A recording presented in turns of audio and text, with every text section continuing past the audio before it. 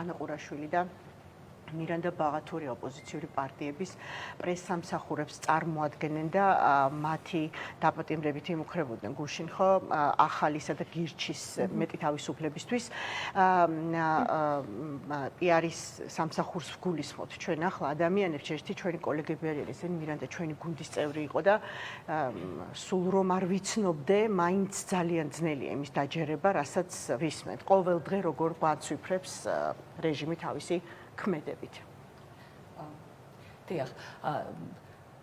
როგორც ხედავთ დღეს არა მარტო რუსთაველის გამზირი გახდა საპროტესტო, ასე ვთქვათ, მოედანი, ისტორიულად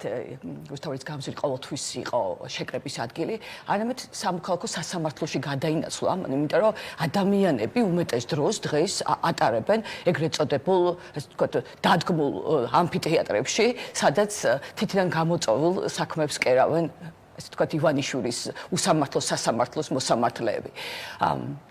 სწორად აღნიშნა ჩემმა კოლეგამ როცა თქვა რომ ჩვენ ვართ 90-იანი წლების გამოვლილი დედები რომლებმაც შვილები გავზარდეთ ასე ვთქვათ იმ გაჭირვების პერიოდში ძალიან ასე ვთქვათ ტანჯვით უკანასკნელი სახსრები გავიღეთ მათ გასაზრდელად ფეხზე დასაყენებლად შემდეგ მათთვის განათლების მისაცემად იმიტომ რომ ეს განათლება ისევ ჩვენ ქვეყანას უკან დაბრუნებოდა დღეს ივანიშვილის სასამართლო ესე იტაცებს ჩვენ შვილებს სახლიდან უვარდებიან დასმენით, ცილის წამებით, ახალგაზრდა გოგოებს და ბიჭებს იმეტებენ ციხისთვის, მრავალწლიანი პატიმრობისთვის და ჩვენ დედებს არაფერი დაგვრჩენია, თუ არა დავდგეთ სასამართლოსთან, არა მარტო რუსთაველის გამზირზე, არამედ საპროტესტო ტალღამ უნდა გადაინაცვლოს სამოქალაქო სასამართლოში, სადაც ეს უტიფრად ჩვენ შვილებს იმეტებენ და უნგრევენ ცხოვრებას და როცა ორსულ ქალს აღარ ინდობენ, როცა უვარდებიან, როცა პატარა გოგოებს ჩვენი პარტიის წევრები არიან ანა ყურაშვილის და მირანდა ბაღათურია რომ არა ჩვენი აქტივობა რომ არა მედია რომელიც გუშინ მოვიდა სწრაფი რეჟიმით შეიძლება ეს ორი ბავშვი ასე ვთქვათ ჩემთვის პატარა ბავშვები არიან დაეჭირათ და ვინ იცის ცხოვრება როგორ დაენგრიათ მათთვის დღეს არის ანი ქავთარაძის სასამართლო ასევე საბაზმის თონიკეს ხვიტლაძის სასამართლო 2 საათზე მე აქვე მინდა ვთხოვო საზოგადოებას რომ მობრძანდნენ დაესწრონ ამ სასამართლოებს იმიტომ რომ ნახონ კიდევ ერთხელ როგორი ესე ვთქვათ გამოვიყენებ ამ სიტყვას როგორი უნიათო ბოდიში და ძირ გამომპალია ეს რეჟიმი ეს სისტემა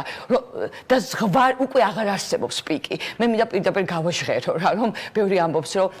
ვაბანკზე მიდიან მე ვფიქრობ კი არა დარწმუნებული ვარ რომ ეს არის ბოლო მათი გაფართხალება იმიტომ ამის იქით აღარ არსებობს ზღვარი იმიტომ ქართველი ერი ნელ-ნელა გამოფხიზდა როგორც იქნა და 160 დღიანი პროტესტის შემდეგ ისინი თავიანთ მკვეთრ პოზიციას ესე ვთქვათ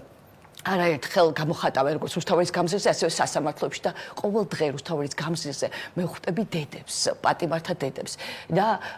უნდა ნახოთ რა მაგარი ვაშკაცი ქალები არიან იმიტომ რომ ესეთი ვაშკაცი შვილების გამზრდელები არიან და ისინი არ ნებდებიან ისინი ამბობენ რომ შვილების გამოშვება არ არის მარტო დღეს ის კომპრომისი რომელსაც სწავლენ ისინი ივანიშვილის ეგრეთ წოდებულ ხელისუფლებასთან არამედ ისინი ითხოვენ ახალ არჩევნებს და ისინი ითხოვენ სამართლიანობის აღდგენას ქვეყანაში. გარე მოვაჭრეებს შევხვდი გუშინ, რაღაც საკმაოდ დღის გაგარკვევი მონაკვეთი გავატარე და მინდა საზოგადოებას შევახსენო, რომ აქ არის და ვაჭრობდა წლების განმავლობაში ყველაზე მოწყვლადი ჯგუფი. ესენი არიან დევნილები, იმიტომ რომ 93 წელს როცა თბილისში ჩამოვედით, ამ მხედრიონისგან შელეწელა, ასე ვთქვათ, შენობებში რომ დავიდეთ ბინა, ამ ხალხმა გარე ვაჭრობით მოაღწია დღემდე და გარე ვაჭრობით იქ, რა ვიცი, არსებობენ ხო წლების განმავლობაში. გუშინ მე გამოველაპარაკე მათ და ეს ტრაგედი არის ძალიან მძიმე, იმიტომ რომ მათ თავიდან მთელი ცხოვრება, მთელი რესურსი, როგორც ადამიანური, ასევე მატერიალური, ჩადეს აი იმ საქონლში, ხო, იმ თავის საქმეში, რითიც გაზარდე შვილები დააყენეს ფეხზე. აქვთ მიმდინარე სესხები ბანკში და დღეს ყველაფერი გაუნადგურათ. ეს ხალხი თავიდან მოკვდა, როგორც 93 წელს და თავიდან ნულიდან უნდა დაიწყონ ცხოვრება და ფეხზე წამოდგომა. მერის წარმომადგენლები იყვნენ, დაიბარეს ეს ხალხი მერიაში და ზუსტად ვიცით და ნაცნობია ჩვენთვის ეს სცენარი. თვეების, წლების განმავლობაში ატარებენ სამართლის ძიებაში. გაწელავენ დროზე ამ სამართალსაც ხალხი ვერასდროს იპოვის და კიდევ ერთხელ დევნილებთან ერთად იქ არიან რეგიონიდან ჩამოსული ხალხი, რომლებიც დიდ ქალაქებში ჩამოვიდნენ ლუკმაპურის საშოვნელად. ასე რომ ძალიან მძიმე მდგომარეობაში არიან და მათაც და თითოეულ მოქალაქეს მინდა ვუთხრა, რომ სანამ არ გამოვალთ, სანამ ხმამაღლა არ გავაპროტესტებთ ამას და ფაქტია, რომ ეს დივერსიაა, ფაქტია, რომ აპირებენ დიდი ბიზნეს ცენტრის აშენებას, რომ არ გაძღა, ასე თქვათ, ივანიშვილის